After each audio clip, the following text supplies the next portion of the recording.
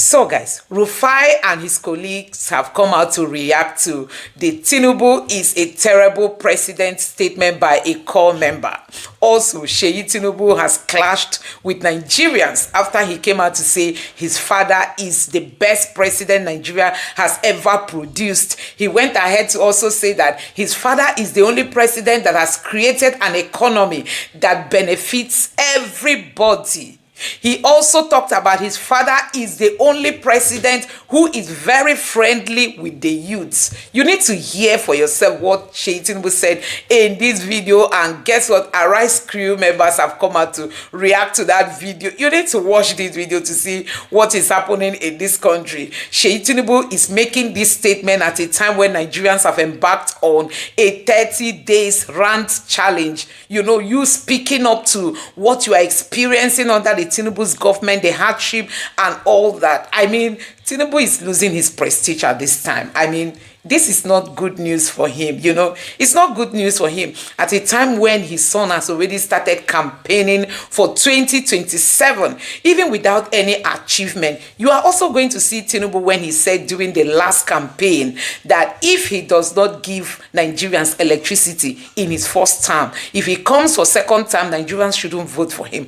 All these, you are going to be seeing the reactions coming from Arise crew members. Just take a look for yourself and let me know your thoughts in the comment section below. Just take a look. Uche Ugwamaye was trending over the weekend after she expressed frustration in a viral video on TikTok over the high cost of living in Nigeria. Ugwamaye criticized President Bola Ahmed Tinubu, calling him a terrible president and questioning what his administration is doing to address the economic crisis. Video, I just want to say to our president, I don't know if there have been any other president that is terrible, but you are such a terrible president. It is so hard. So I'm coming from the supermarket where I went to get foodstuffs and everything has gone up again. It's just like every single week prices increase. I want to know, what is the government doing about this increment? Is there going to be a particular time where prices will stop going up? Is there going to be a particular time where things are going to go back? Guys, why am I going to get a crate of egg and they're telling me it is 6.5? It doesn't make any sense that egg will cost 6.5. Like, I literally can't remember when egg used to cost 800. Like, why is no one saying anything about it? Being an NYSC Corper, there's nothing beneficial about this whole NYSC thing. The money I spend on transportation is just more than the alawi the government gives me. Like, it doesn't, I can't keep up. Like, I'm so tired of this bill and I can't keep up. I am overwhelmed and I'm tired, I'm exhausted. It's too much, and I wish that we will start calling the government out heads on. For example, Tinubu, you are a terrible president. Like, what are you doing to help us? What are you doing to help the economy? You are so terrible. I'm so sick and tired of Nigerians acting like we are strong, and they say, oh, Nigerians, we are actually very strong. Oh, no matter how much they increase things, we still chest it. No, it is not cute. We are cowards. All right. Cute. It's not cute at all. Gen Z generation, they will speak. I mean, I feel like we're in the military era now at this point. Because, you know, in a surprise twist of events, shortly after that video gained traction, Ugwamaye alleged in another TikTok video that she began receiving threats, reportedly from NYSC officials, pressuring her to take down her video.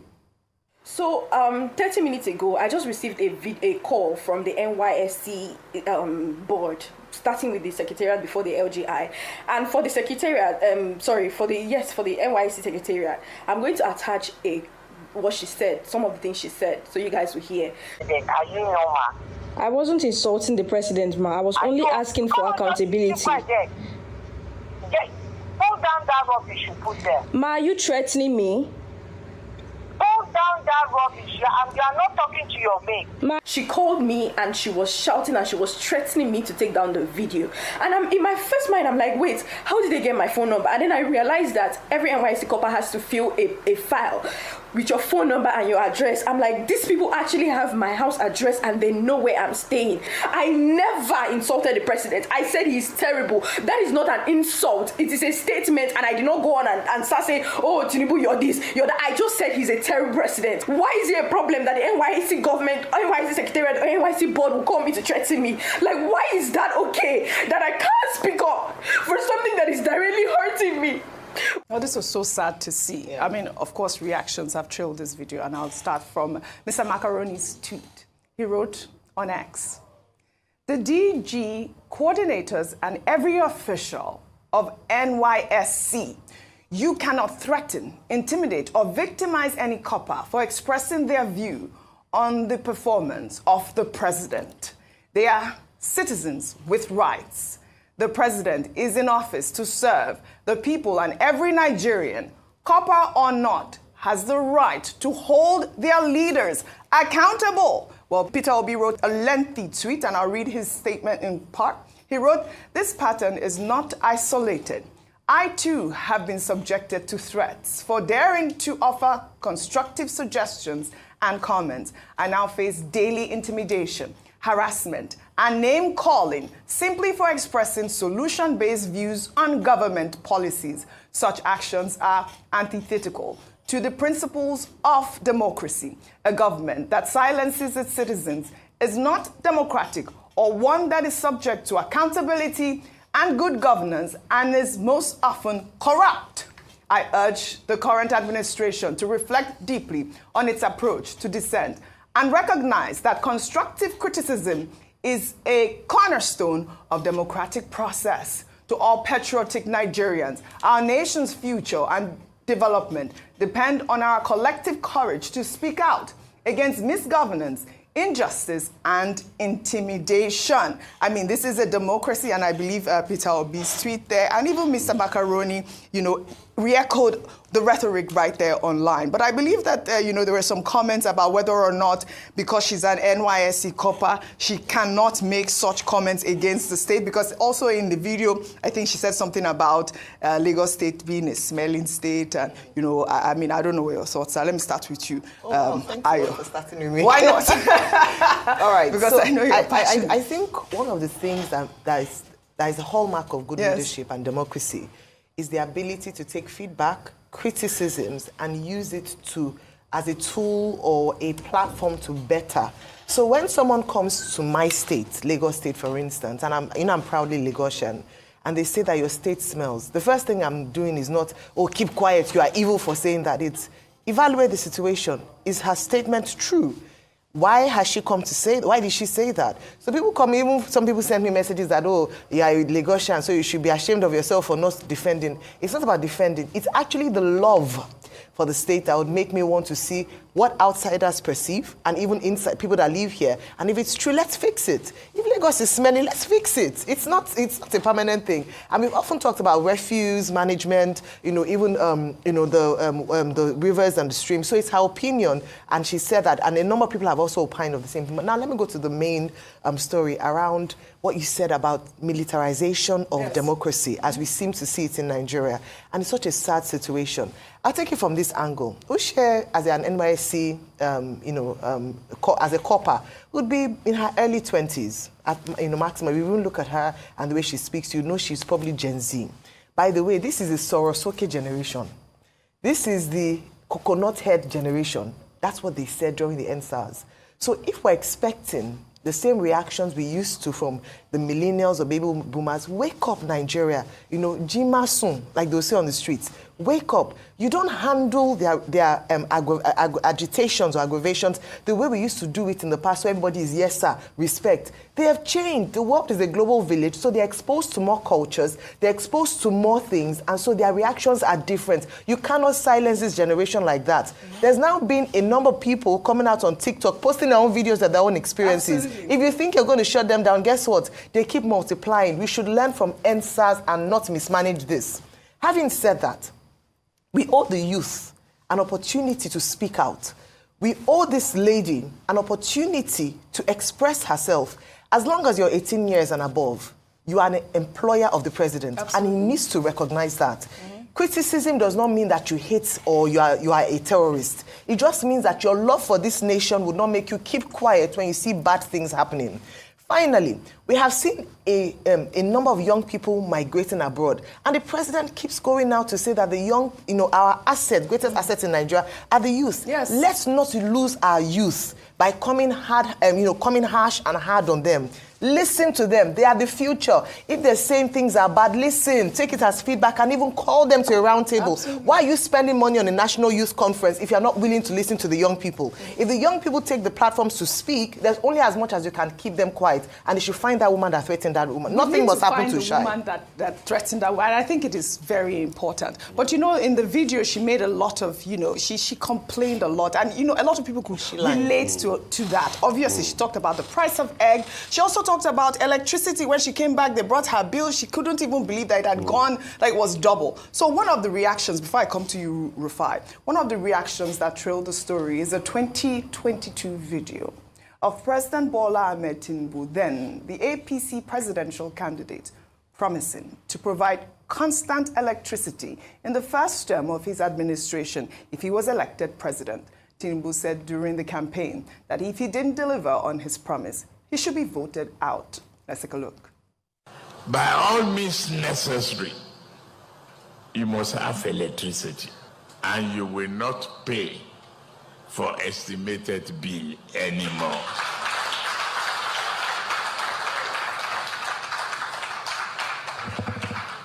A promise made will be a promise kept. If I can't keep the promise and I come back for second term, don't vote for me. That's the truth. Unless I give you adequate reasons why I couldn't deliver. All right. Electricity is one of the biggest problems at this point. I mean, in fairness to him, he's only done 18 months, right? So we are hoping that by the end of his first term, like President Bola Ahmed Tinubu has promised, these our Band A electricity issues will be resolved. Rufi, on fire. It's done 658 days. 658, okay. Days.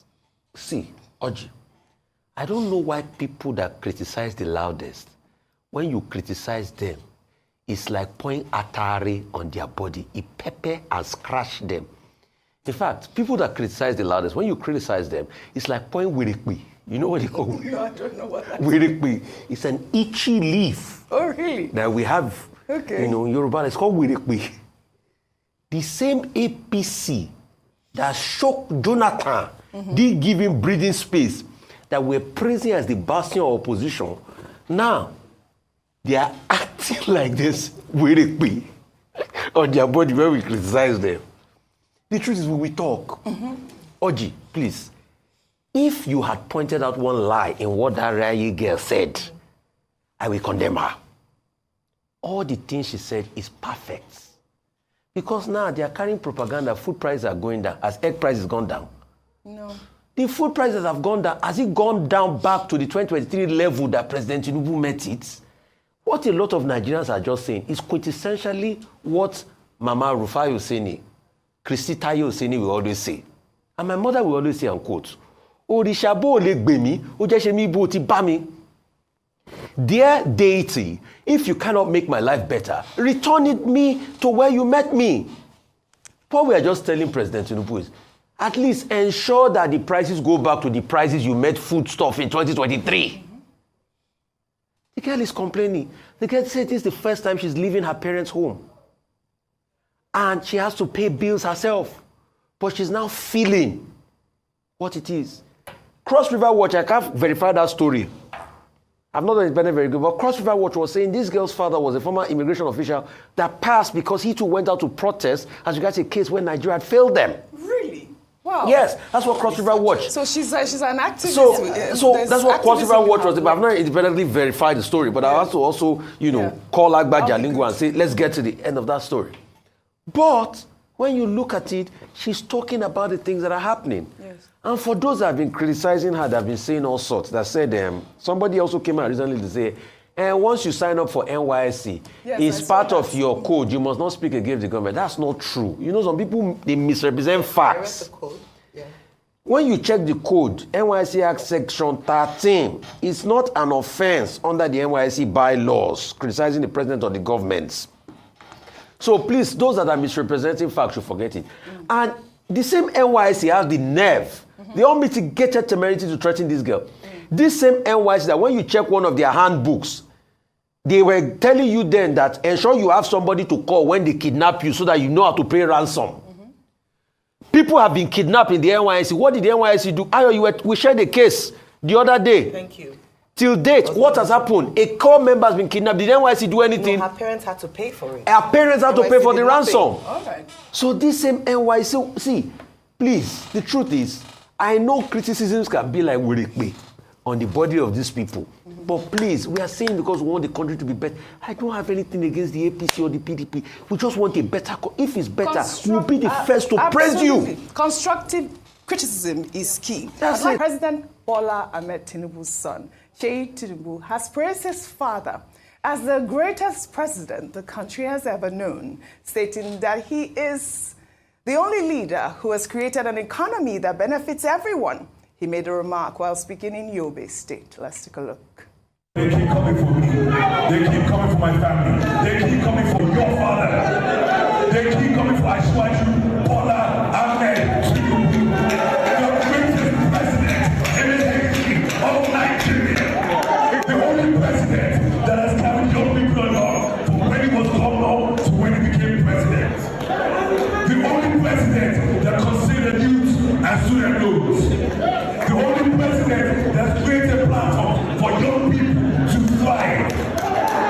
The only president that has created an economy that benefits everybody.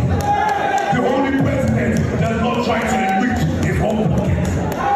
And you're telling me, no. All right there he was saying his father, the greatest president ever. El-Rufai, I guess I'll come to you and then Ayo really quickly on both. Real quickly.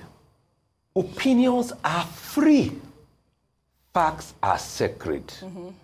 I don't have a problem with a son being his father's hype man, but I deal with facts. If you ask Grok to substantiate most of the facts he has said, Grok will say otherwise. I'm talking about machine learning. How much more? You don't even need Grok. We are here. I have suffered more hardship. The value of my naira has gone down. Minimum wage is not minimum for a lot of people. There's suffering and hunger, food prices, increase in electricity tariff that didn't change the lives of people. The availability of the power is a problem. So I do not think, and based on empirical facts, that President Tinubu is the greatest president. All right, Ayo, your thoughts. But a son can be a hype man for his father. It's fine. It's unexpected. I mean, they'll call him but that's really what if he didn't. But the truth is that when you're dealing with, you're not dealing with illiterates. You're dealing with people who are feeling the pinch of this government. And I want to reiterate that the fact that we talk about the true state of the economy is not because we hate the president or we just want to criticize him. It is so that things can get better. Please feel the pulse of the people. How much is food in the market? Do people have more access to education? He says the economy has benefited people across different ages. That's not actually true. Young, old people are complaining. Being power. Please, let's take that feedback to the president so that we're not lying and the country is suffering. But you know, when Seyi Tinubu was in Yobe State engaging with the youth, I mean, you know that we did take this story where he was also just giving out iftar, food during iftar and Ramadan. Former Kaduna State Governor Nasiru El-Rufai was trending over the weekend after he revealed that political leaders were aware of the controversies surrounding President Bola Ahmed Tinubu's academic records in Chicago before the 2023 presidential election, but still supported him. He said they hope Tinubu will replicate his achievements in Lagos at the national level. While El-Rufai spoke to BBC Hausa. Let me take some tweets. This is from Simon, who wrote, LOL. El-Rufai supporting Tinubu even with the certificate issues says a lot about El-Rufai's kind of person, and not just Tinubu alone. Politicians are self-centered and care less about the masses. Well, Toby wrote, please do not hobnob with politicians who have crooked past. El-Rufai is #1 on that list. Look at him dancing offbeat here like Judah Iscariot. I believe he means Judas Iscariot. Well, he posted a video. Let's take a look at that video. It's a video back in 2022.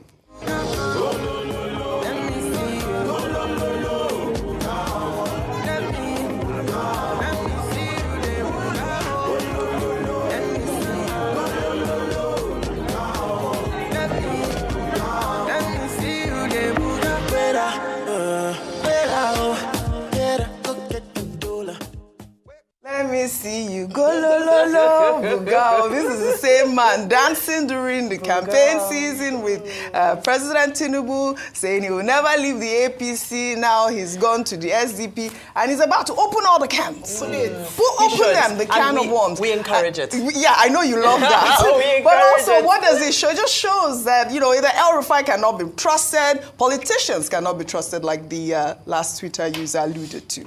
You know, I believe it's Dele Farosimi who said we should not die in their war because they know themselves. You know, at the center of this is integrity. Yes. Because, yes, you're now here calling people out and opening the can of worms and exposing all of the things that you were complicit to. You were part of this. But because suddenly, as much as he continues to deny that, no, it's not because, you know, this administration doesn't favor him, it looks more and more daily like this is because he did not get that ministerial slot that he was vying for.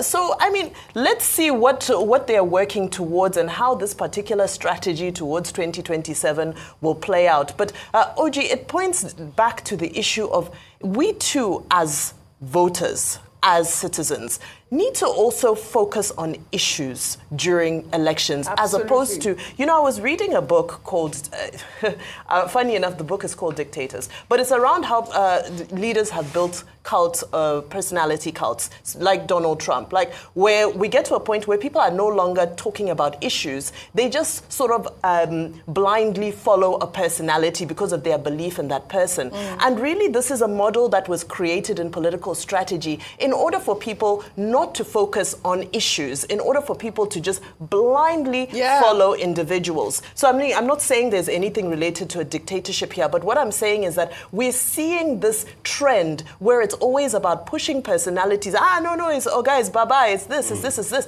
And it leads to the deterioration of the political space. So guys, you have seen it for yourself. Honestly, these are what we are talking about when it comes to Nigeria and all the ups and downs. Somebody came out to say my president is terrible, and they said, hey, bring her and let's crucify her. That's just what they are trying to tell Nigerians. Nigerians have gone through a lot. Since Tinubu came into office, you may not know how many people have died because they couldn't afford food for themselves, for their children. You cannot even imagine how many people have left school, both primary level, secondary, and whatever, because their parents can't afford their school fees. This government has no plan to subsidize education. They have no plan to subsidize healthcare. They have no plan to even give loans to Nigerians. Nothing is working. The economy is not working. There is no light. Your data, to buy data for your phone is war. Tell me, and you say you are alive. And you say they say people shouldn't speak up. They say people should just be quiet. Can you imagine? Nigerians should just be quiet. So guys, I think it is high time Nigerians even become more vocal than they are now. Because see, these people, they are just there for themselves. They are there for themselves. See, Tinubu has the guts to go start campaign. Where will such a thing be happen? Where else if not in Nigeria? Somebody who has not even achieved anything for first time. He has the guts to go start campaigning for. He may say he's not the one campaigning. Why not instruct your people to wait? At least let your 2 years in office expire first. And let's see what you can say you've achieved. You are not even up to 2 years. You have not achieved anything. You are already campaigning. Because elections don't count. Votes don't count. If our votes count in Nigeria, I tell you, Tinubu will be forced to be more proactive. Tinubu will do more so that he can be voted for in the next time. But because votes don't count, no matter what they are telling you today, the votes are not going to count. Because these votes don't count, they can just do anyhow. They know that they are definitely going to come back second time.